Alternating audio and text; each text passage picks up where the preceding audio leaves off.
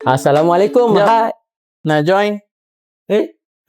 Assalamualaikum dan hai, selamat datang ke Siri terbaru Chan Mari Chan. Apa Rasa? Hai, nama saya Suf dan ini Fitri, menu apa yang kita akan rasa? rasanya Tak payahlah, lambat. Ini adalah Pau Emas Chan Mari Chan. Saya dahulu ke orang tua dulu. Special pasal Pau Emas ni ada lava salted egg kat dalam. Wow! Tu, Sri.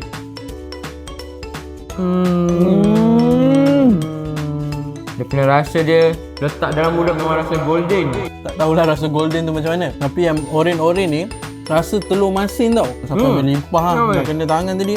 Dia punya roti ni, lembut. Nak pula panas-panas macam ni kan. Tapi yang pasti dia punya telur masin tu melimpah banyak. Masin dia sebenarnya tak over lah. Rasa dia tu Balance lah, balance. balance ya. So kita orang tunggu kat sini dekat Chan Mari Chan.